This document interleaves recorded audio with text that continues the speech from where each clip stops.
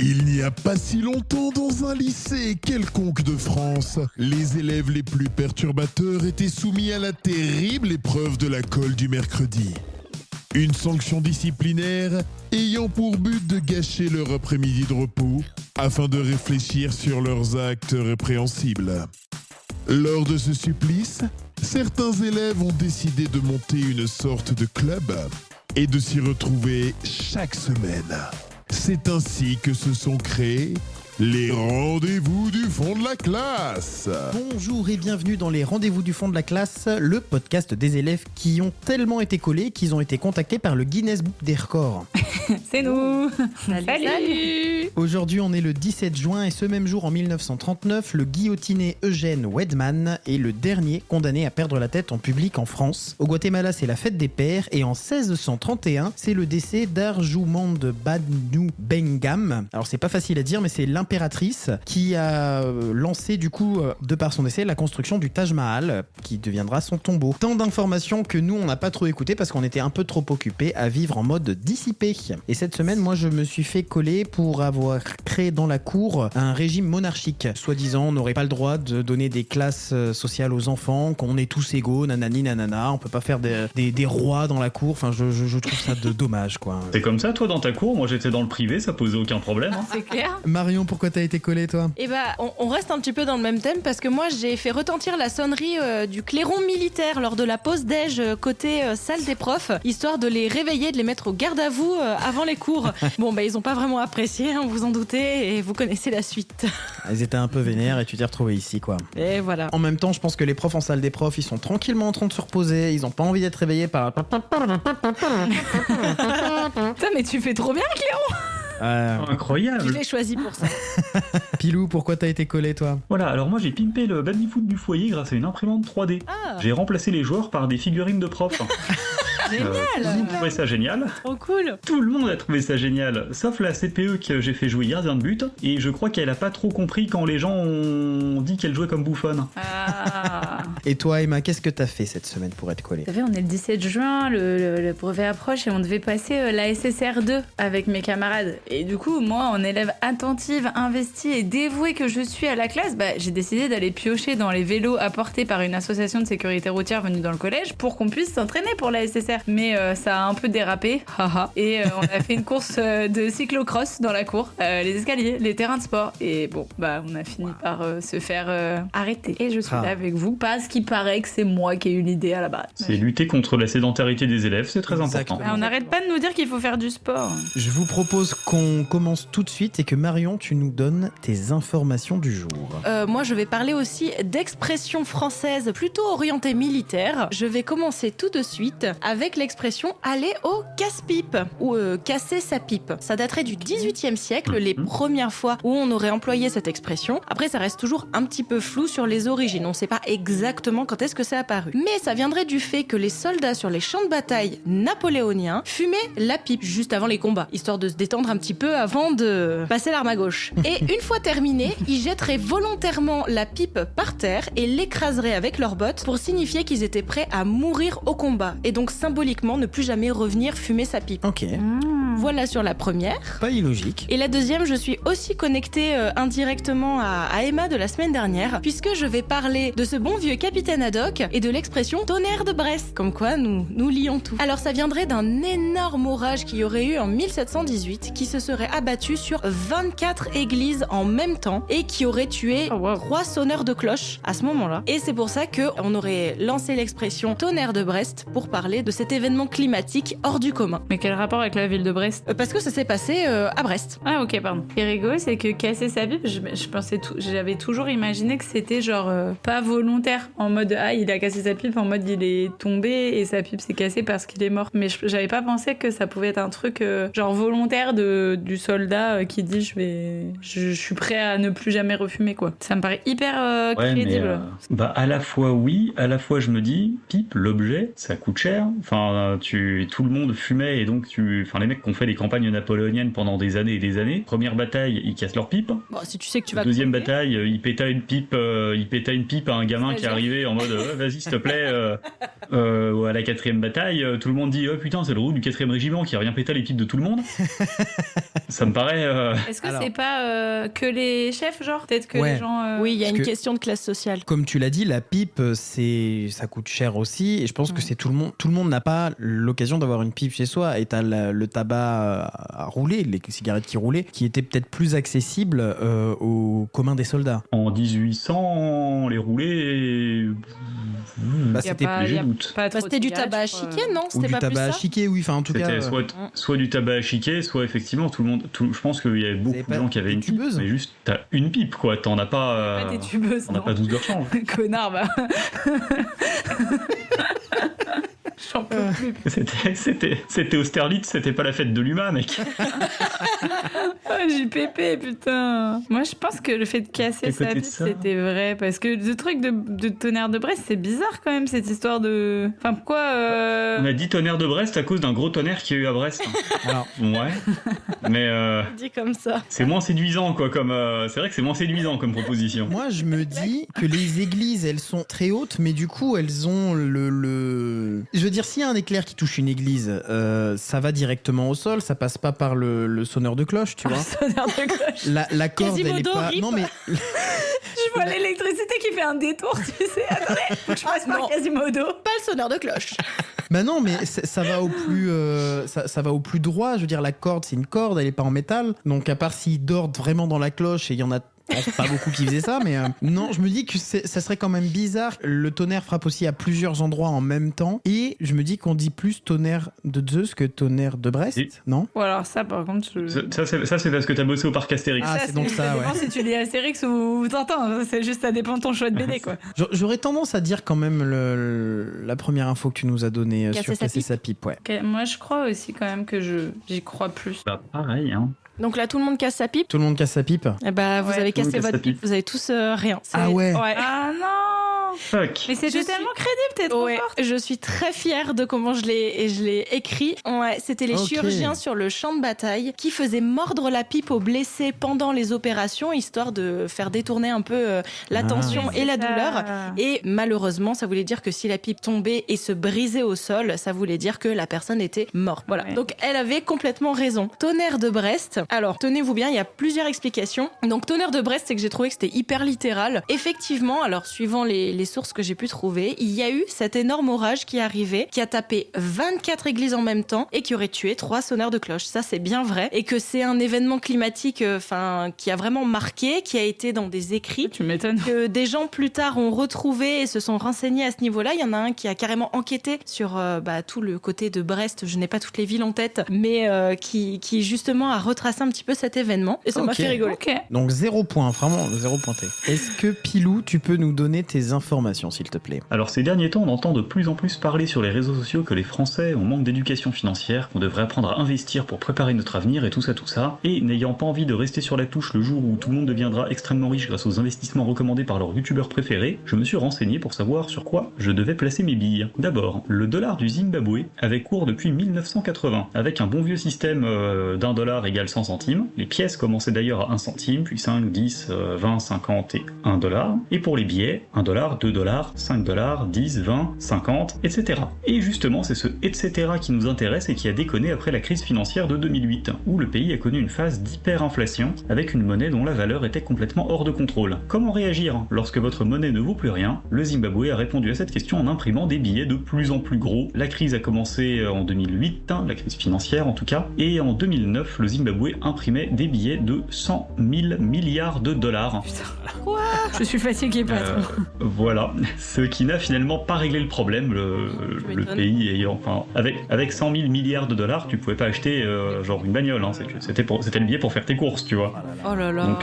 Donc ça a complètement, le système monétaire a complètement coulé et le pays a dû changer de monnaie à partir de 2009. Donc voilà, comment une crise financière nique ta monnaie en un an. Oh putain, la vache.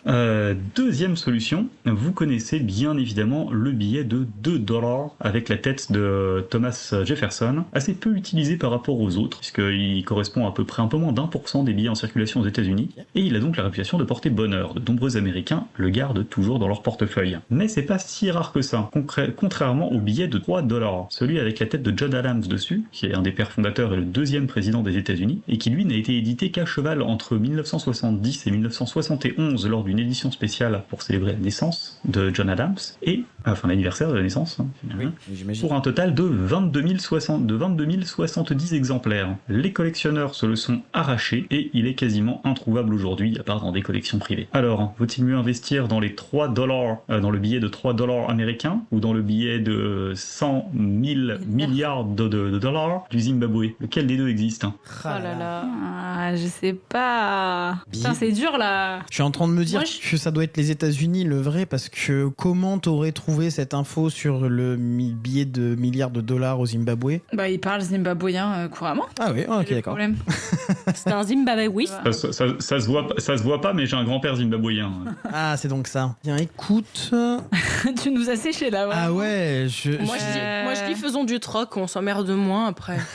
Oh putain, mais preach, je suis tellement d'accord avec toi. Genre vraiment, je comprends pas l'argent. Il y a plus de probabilité. T'as dit que c'était quand le Zimbabwe? Mais il n'y a pas de billet de $3.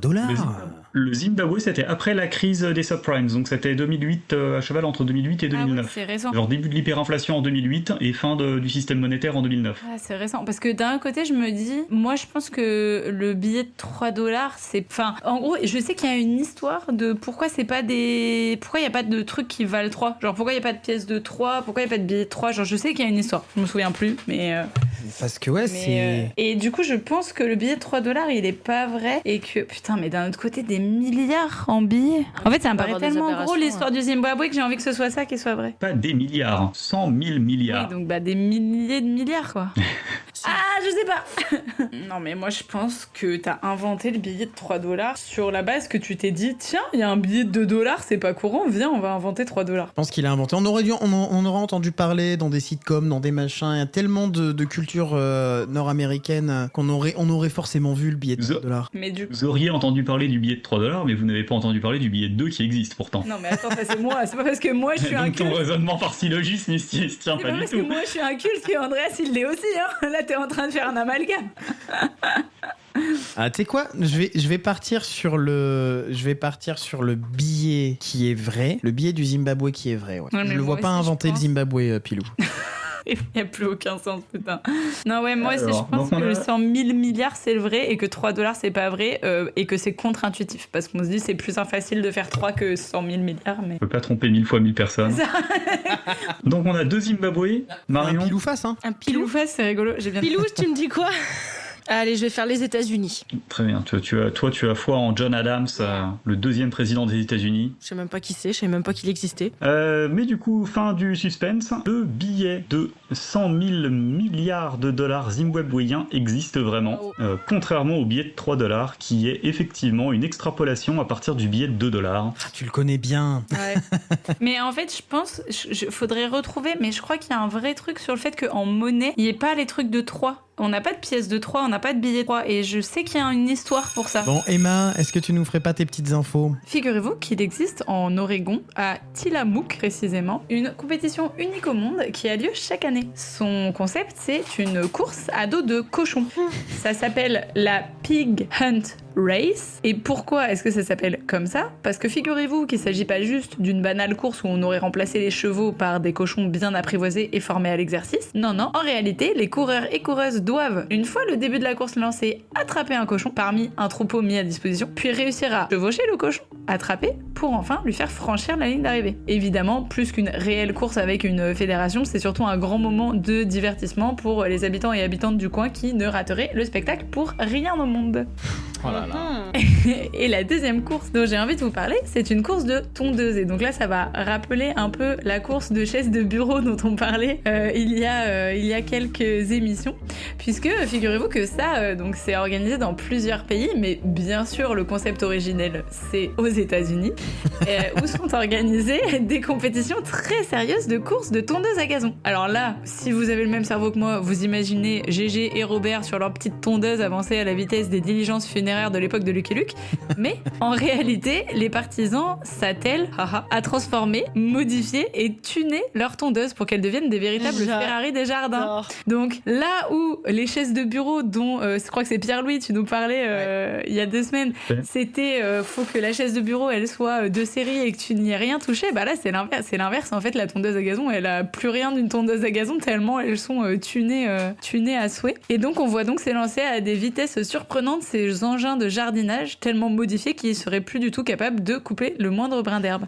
Ce qui est fou c'est que ça a pris tellement d'ampleur qu'il y a même des catégories selon le type de machine que vous avez. Et alors je vais vous les donner parce que j'ai pas du tout compris les catégories. Peut-être que vous allez pouvoir éclairer ma lanterne.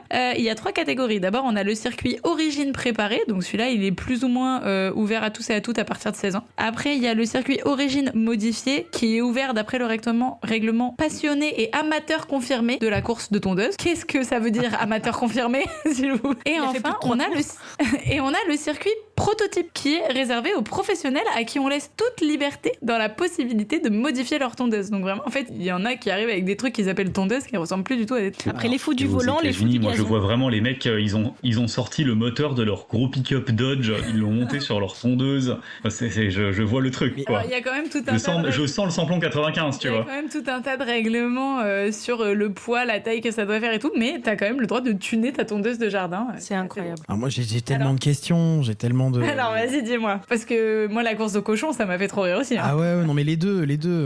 Moi déjà je pense que pour l'un ou pour l'autre il y a une quantité d'alcool ingérée avant le début de chaque course qui doit être assez impressionnante, mais... Oui. Avant le début de la toute première course. Ah Eh ouais. les gars, j'ai une idée incroyable. Sur sa tondeuse, ça vient. Eh, t'es même pas capable d'attraper un cochon. Mais tu vois, la tondeuse, je me dis quand t'as dit les catégories, moi je m'attendais à ce que tu dises il y a catégorie tondeuse électrique, catégorie tondeuse pas Manuel. tondeuse Catégorie essence. sécateur. Non, et catégorie, tu sais, les tondeuses tracteurs là. Mais je pense oui. que c'est ça. Les tondeuses tracteurs, je pense peut-être. que C'est que du tracteur tondeuse. Ah ouais. c'est que des Ah ouais. tracteurs. Mais par contre, ce qui est un peu... Faire une course. Ce qui est un peu décevant, bah, si tu mets un siège sur ta tondeuse en pente, Moi je pense à ça. Hein. t'as la scène avec la vieille chaise de jardin accrochée à la Moi tondeuse. c'est vraiment ce que j'imaginais, le truc un peu Tu cheapos. mets une boule de remorque et la chaise de bureau à roulette derrière du coup. Non, mais du coup, c'est dommage, elle tombe plus le gazon, elle coupe plus le gazon. Bah ça c'est mon interprétation, mais quand tu vois la gueule des trucs, moi je mets pas ça dans mon jardin. Quoi. J'ai trop Mais peur non, que ça mais me parce fasse une que- tranchée. Peut-être que dans les catégories de tu vois, t'es dans un vieux terrain avec de l'herbe bien haute et tu dois aller à la fois le plus vite, mais en même temps avec la ligne de tonte la plus nette possible, tu vois. Possible. Ah ouais. C'est incroyable. J'allais dire, moi, à minima, pour homologuer le fait que ce soit une course de tondeuse, il faut que dans le sac récupérateur de la tondeuse, Il y ait et de l'herbe. Ouais, Ah c'est bah vrai. oui, Et oui. une certaine quantité d'herbe pour que ce soit parfaitement homologué. T'as raison, Sinon, c'est peut-être effectivement, ça, ça me le- semble illégitime. Oh là là. Et la course de cochon, pour revenir à ça, trop de questions sur les règles. Comment Alors. tu fais? Il faut le capturer, le truc. Alors déjà, tu le captures, ensuite tu le montes, et ensuite tu vas jusqu'à la ligne d'arrivée. Ouais, c'est ça. En fait, en gros, ouais, c'est exactement ça. Donc, en fait, ça se déroule de la manière qui suit. Tous les coureurs-coureuses sont derrière une ligne de départ à pied. Ils doivent aller jusqu'en courant, aller en courant jusqu'à un comment ça s'appelle, un enclos, dans lequel il y a un troupeau de cochons. Sauf que, mettez-vous bien en tête que le troupeau de cochons, il voit arriver des personnes qui ont ingéré de l'alcool, comme tu l'as très bien dit, en courant. Donc forcément, le troupeau s'éparpille. Donc premier but, attraper le cochon, lui faire comprendre. C'est pas coopératif comme c'est bestiole, pas un cochon. coopératif comme bestiole. Lui faire comprendre que tu n'as pas de mauvaises intentions, mais qu'à la fin Non, de la cochon. course, tu le laisseras tranquille. Mais alors attends, est-ce que ça existerait pas un truc comme ça, mais c'est pas des cochons, genre c'est des vaches ou des chèvres, tu vois? Alors, frère, je crois que je préfère courir après un cochon qu'après une chèvre. Bah non, mais je me dis un cochon, c'est... Cochon, quand j'ai dit qu'un cochon c'était pas coopératif, c'est vraiment pas coopératif. Et c'est vraiment dangereux comme bestiole par Est-ce que contre. ça en serait vrai. Ouais, pas mais une des chèvres, course ça avec chope, ça des bouffe, hein. vachettes ou avec, tu vois, des animaux qui peuvent se monter, ou même des chevaux, tu sais, tout Moi je simplement. dis surtout un cochon, t'as les pieds qui touchent au sol quoi. Ouais. Oh, ça doit être tellement drôle de faire une course sur un cochon avec les jambes bien tendues comme ça. Avec... En fait, c'est toi qui cours. Non, mais moi, c'est coup de cœur pour les tondeuses à gazon, en C'est fait. vrai Je que- vais faire un vote coup de cœur. Moi, je vais voter tondeuse. Je pense que la tondeuse à gazon est vraie aussi. En fait, je vois pas comment les Américains auraient pu ne pas faire ça. Moi je vais partir aussi là-dessus. 3 Les tondeuses. Ouais. Mais attends, du coup, si vous partez tous les deux sur tondeuse, je vais peut-être partir sur cochon quand même, dans le doute, puis essayer de Comme- grappiller Non. le pic-point. Comme tu veux. Le big point. Du coup, c'est sûr? Ouais, je change à cochon. Du coup, donc non, en effet, c'est bien les tondeuses qui sont vraies, mais tenez-vous bien parce que la vérité est pire que ce que je vous ai raconté pour les cochons. C'est quel animal? Donc ça se passe bien en Oregon, à Tillamook, et la vraie course s'appelle la Pig and Ford Races. Et donc en fait, Ford, c'est pour la référence à la vieille Ford Model T, vous savez, le modèle du début du XXe siècle qui a été fait en série. Et donc en fait, c'est les participants, ils doivent attraper un porcelet, le mettre dans leur vieille voiture Model T et réussir à faire tout un tour de piste avec le porcelet dans la voiture sans qu'il s'échappe. Mais les gens sont des malades. C'est encore pire. Le truc du démon. C'est encore plus américain. Là, on les reconnaît, là. On va faire une course, tu prends le cochon, tu le mets dans la voiture et tu conduis. Et le cochon, on l'attache? Non, surtout pas. Mais ça, c'est comme nous, les... Au 3e tour, tu dois prendre ta Winchester et tirer dans une canette de Budweiser qu'on a mis sur le côté de la piste. Mais ce que je comprends pas, c'est pourquoi un cochon dans la voiture? Genre, je me dis, les voitures, elles ont 100 ans, tu vois. C'est déjà difficile de les démarrer et de faire le tour de la piste. Pourquoi tu rajoutes un porcelet dedans que tu dois aller attraper en plus? Il est pas dans la voiture au départ, tu dois aller... Genre, ils sont vraiment, y a rien premier qui- degré. Nous, c'est nos chasseurs chauvins, là, qui récupèrent les sangliers qui se sont fait taper sur la route. Ils sont pas vraiment morts et ils défoncent la bagnole. Mais ce n'est pas un concours, ce n'est pas un jeu. Il fallait pas se baser là-dessus. Donc voilà, ça m'a fait tellement rire quand je suis Oh là tombée là. sur cette info. Et du coup, non, le truc de la tondeuse est 100% vrai. Ah ouais, là mais là. c'est vraiment. Du coup, ils sont vraiment en tracteur tondeuse. Ouais, par contre, c'est... Mais pimpés comme des motocross, quoi. Et figure-toi que, genre, ça a fait tellement le show qu'il y en a dans d'autres pays. Genre, ça s'est ouais. décliné, la course de tracteur tondeuse, quoi. Par contre, ça tombe que dalle, hein, parce qu'ils font ça sur de la terre. Hein. Ils font ça vraiment. Bah, en c'est mode, ce que je disais, ils ont ça enlevé les ressemble lames, plus ouais. du tout... Ça ressemble à des caisses à savon, ouais. Ouais, c'est ça ressemble plus du tout. Et du coup, si vous avez envie de voir les courses de cochons, donc vous pouvez aller sur le site, donc ça s'appelle Pig and Ford, comme la voiture Ford, Race, comme la course. Et genre, c'est sur le site tillamook.com, quoi, donc là où ça se passe. Ah oui, mais ils Donc, ont tu même les pas vois les, ils dans ont même pas leurs la vieilles carrosserie, Ford, en fait. Ouais, bah, j'imagine qu'ils ont tuné les Ford, je sais pas, mais. Ah ouais, c'est vraiment que tellement l'armature drôle, de la. tu les- Oh, mais c'est. Ah oui, donc là, T'as c'est le plus compliqué squelette de que la le- voiture dans lequel tu dois faire tenir ton Oui, donc là, c'est cochon, plus quoi. Enfin, compliqué. c'est- Oh putain, mais les accidents que ça doit Parce créer. que le cochon doit vraiment tenir, c'est-à-dire que t'as pas de carrosserie, t'as vraiment juste le volant, les sièges. Mais Ouais, ouais, tu vois, Ouais. tu vois les mecs qui les gardent sous le bras pendant qu'ils conduisent, quoi. c'est exactement ça. Et du coup, enfin, genre, ça réunit. Genre, c'est un Oh là là. événement de l'Oregon, quoi. Ça réunit énormément de gens tous les ans qui viennent voir ça, quoi. On me Ah là là. pignap. On me pignap. On me pique. Oh, joli. Meilleur jeu de mots de l'émission, là, je pense. Je vous propose de vous reste donner mes toi. infos. Moi, je m'éloigne un peu de la course. On va aller parler nourriture un peu, parce que le week-end dernier, mes parents étaient partis en week-end, en amoureux. Et avec ma soeur, on est resté tout seul. Qu'on a décidé d'aller au McDo. Et je me suis intéressé un peu aux plats typiques que l'on pouvait trouver dans les différents McDo à travers le monde. Parce que McDo, ils font des plats dans chaque pays. Et j'ai trouvé 2 burgers qui pourraient peut-être vous intéresser si vous voyagez. Le premier burger, il se trouve dans le McDo des Philippines. C'est le Mac Rice Burger. Il existe en version chicken ou en version bœuf. Il est composé de salade, sauce, oignons rouges et a la particularité de ne pas avoir de buns, de pain. Les pains sont remplacés par des galettes de riz collant, une sorte de mélange entre un sushi et un burger. Trop drôle, en vrai. Ok. Donc tu vois, un peu comme les burgers Curieux. qu'on voit à la galette de pommes de terre, là Ah c'est à la ouais. galette de riz. Ok, sympa. Et le deuxième burger que je vous Je présente, m'attendais à pire. c'est le Mac Kiwi. C'est un burger que l'on peut trouver dans les McDo de Nouvelle-Zélande. Il est composé d'un délicieux mélange sucré-salé avec 2 filets de poulet marinés dans une sauce légèrement piquante aux saveurs de mangue, avec des tomates, de la laitue et des tranches de kiwi à l'intérieur. Et tu nous balances ça comme ça. Et il y en a un des 2 qui n'existe pas. C'est ouf parce qu'ils sont pas ultra. Je m'attendais vraiment à plus dégueu. Pas tu vois. ultra. C'est pas tordu, quoi. Ah bah non, mais c'est un peu original, mais en même temps, je pouvais pas partir dans des trucs trop tordus. Ils font des trucs qui restent comestibles aussi. Mais ils sont connus pour la Nouvelle-Zélande. Non, le kiwi. Il est connu pour la Nouvelle-Zélande, le kiwi. Mais pour moi, le kiwi connu pour la Nouvelle-Zélande, c'est le kiwi, l'oiseau, moi, je pas le pense- kiwi, ah oui, le si, fruit. ouais. C'est pour ça. C'est pour ça que j'ai eu peur quand t'as dit le Mac kiwi. Je me suis dit, est-ce que c'est un bail C'est ça, avec j'ai un- eu peur de voir, c'est vraiment le petit oisillon découpé en deux. Comme les poussins. Merc.